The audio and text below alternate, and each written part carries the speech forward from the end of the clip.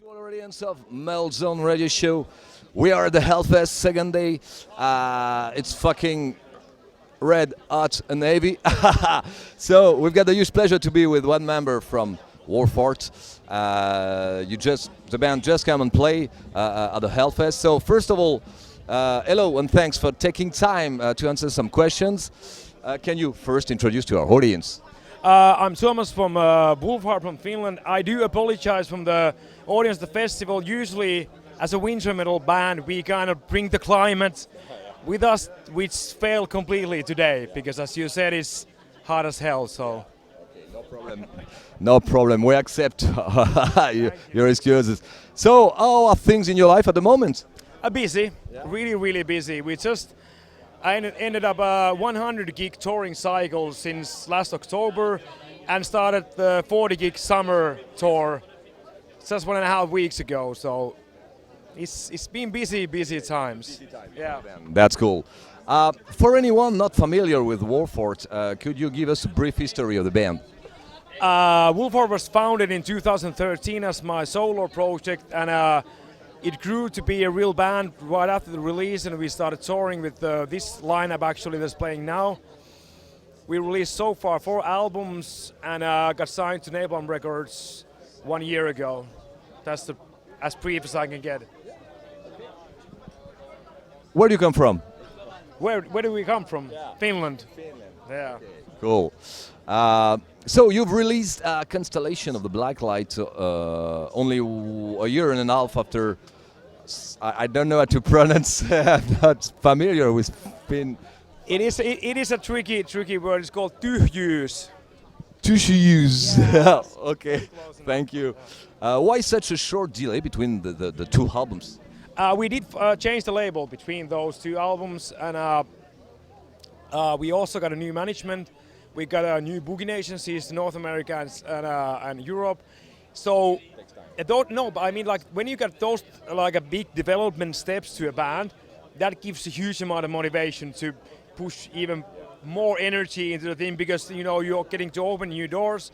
So that's what I'm constantly writing new music always anyway, but we do usually set a little bit longer time frame between the albums. Now there was a new label, everything was new, everybody were really eager to get to work with each other, so it made no sense to put the brakes on at all.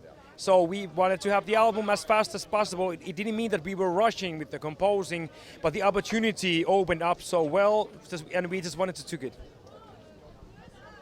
Is there a special reason to change of label? Of course, you always want to change for the better. You want to have a newer car, you want to have a younger wife. That's how it goes. Yeah. It's normal things. So you are Napalm Records now? Yes. Okay. So this is for you for the moment the perfect label. Yeah. Okay. Your music had the ability to juggle between violence and grace. What's the secret to applying these variations successfully? Well, because there I built the whole balance when composing the songs.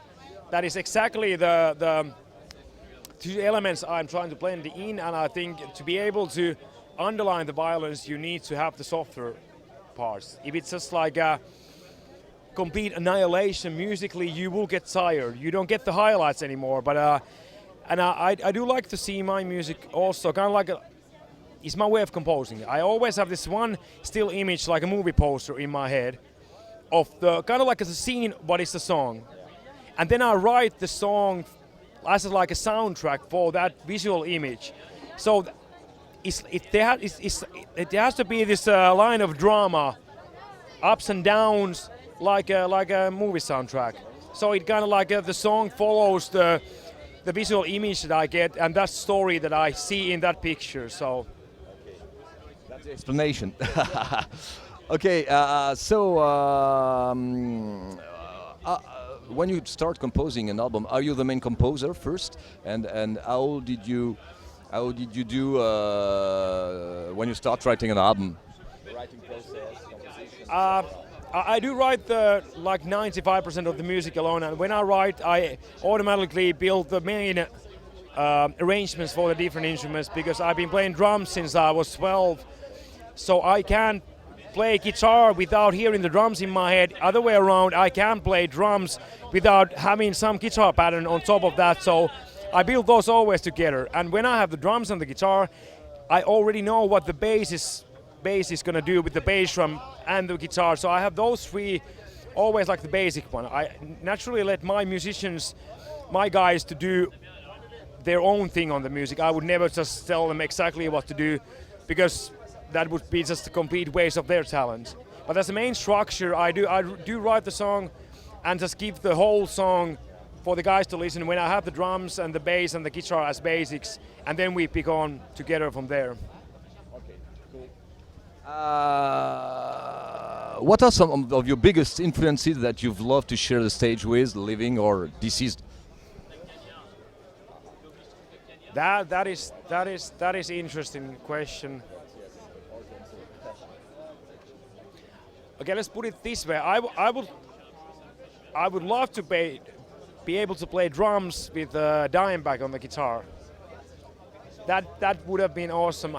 I wouldn't see myself as a singer to any other musician, but I would like to be a drummer with quite many musicians.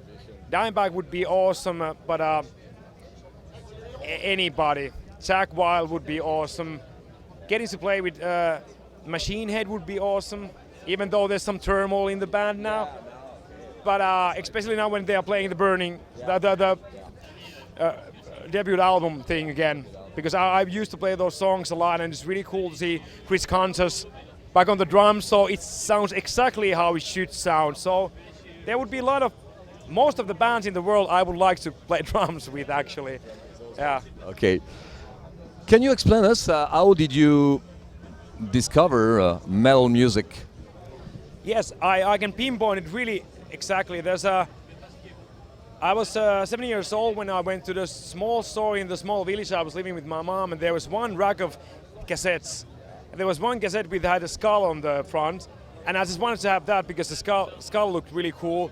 It was the Dr. Feelgood of Motley Crue.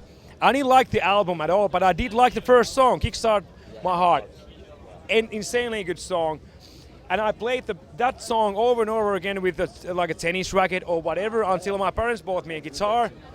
And at the same time, my neighbor, their son, was in the only death metal band of the village. And that was one of the first bands from Finland to have a album deal from Germany, which was at that time quite a big deal. And actually the drummer of that band is in the management of Nightwish. So there's a big, yeah. But that was he gave me a cassette with 2 songs, the first demo ever, and that was the first time I heard growling vocals. I was younger than 10 years old, never heard death metal before. So, and I skip, usually people, they start with AC/DC, go to Metallica, and then gradually go. I went from Motley Crue to direct death metal. So that's probably why I got really excited about growling vocal style really early, because it sounded so good for me.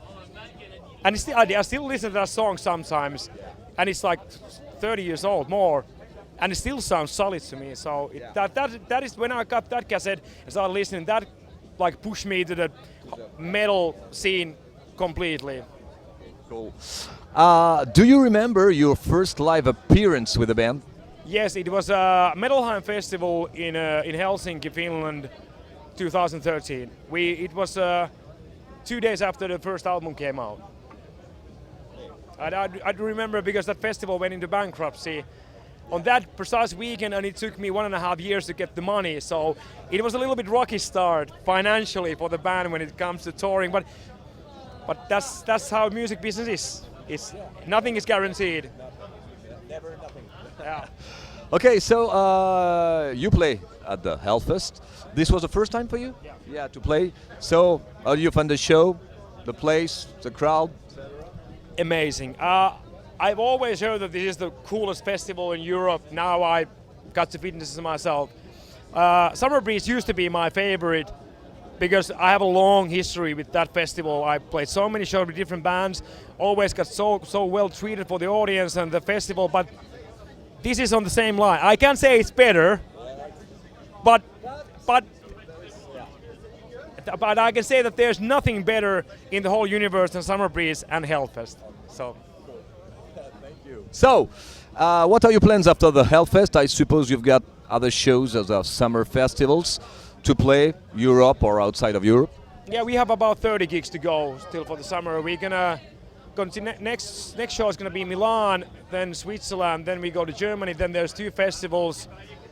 Then we're gonna go to UK and Ireland. Then we're gonna go to East Europe again, back to Germany, Estonia and Baltic countries, Finland, and then Sweden. And then I'm gonna be home in the beginning of August, if I survive. I hope for you. I hope to go home in the beginning of August. Take a little rest. Okay, it's important. Okay, so Tuomas, thank you very much for this interview, for your time at the Hellfest. To conclude, did you have something to add, some words for your French fans? Because I know you've got more and more fans in our country. Well, hopefully there's going to be a new album next year, so we get to play again in France. It's always been a pleasure to play, and I'm not just kissing asses here, but I've always loved to play here, and finally get to play at Hellfest is quite a big thing, because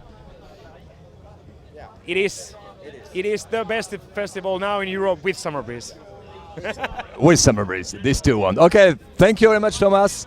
This was Tuomas from WOLFHEART at the Hellfest. Thank you. Wish you a lot of good things for the band, for you, yourself, your family, and so on, etc. And have a nice day, a hot day today at the Hellfest. Thank you.